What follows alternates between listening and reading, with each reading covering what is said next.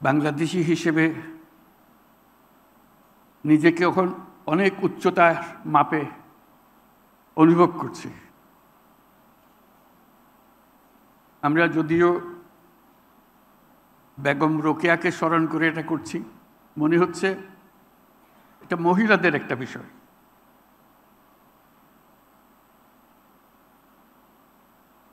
আজকের এই পুরস্কার মহিলাদের পুরস্কার না,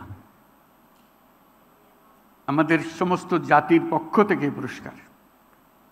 আমরা সবাই দাঁড়িয়ে জোরে হাততালি দিয়ে তাদেরকে অভিনন্দন জানাই।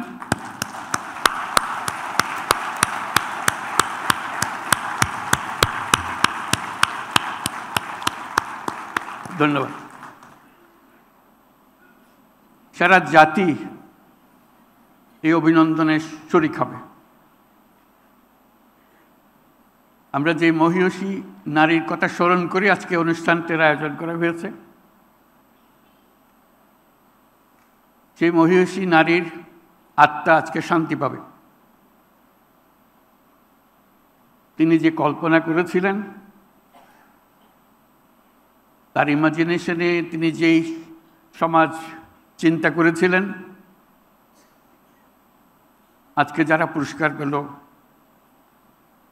তারা সেই সমাজ নির্মাণের পাথেও আমাদেরকে দিচ্ছে।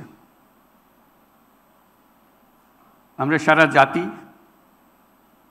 তাদের উদাহরণ থেকে, তাদের পথ চলা থেকে শিক্ষা পাই এবং যে আদর্শে বেগম রোকেয়া আমাদেরকে নিয়ে যেতে চাচ্ছিলেন,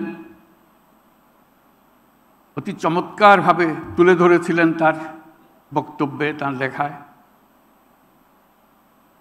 আজকে যে চারজন পুরস্কার পেলেন, যারা রোকেয়ার সেই পথে আমাদের জাতিকে তুলে দিল, এগিয়ে দিল। আমরা ভাগ্যবান, আমরা ভাগ্যবতী। আমরা 100 বছর পরেও আরেকজন রোকেয়া সৃষ্টি করতে পারি নাই, এটা আমাদের দুর্ভাগ্য। তিনি যেসব দিক নির্দেশনা দিয়ে গেছেন, যেসব স্বপ্ন দেখিয়ে গেছেন, সেই স্বপ্নকে আমরা আমলে আনতে পারি নাই। কথা বলেছি, অগ্রসর হতে পারি না। আজকে তার জন্ম উপলক্ষে যে আয়োজন, সেটা শুধু তাকে স্মরণ করার জন্য না,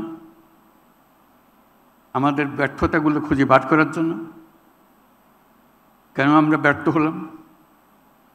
কেন এই 100 বছরেও আরও বেগম রোকেয়া আসলো না আমাদের মাঝখানে, যে আমাদেরকে পথ দেখাতো, এগিয়ে নিয়ে যেত, ধাক্কা দিত,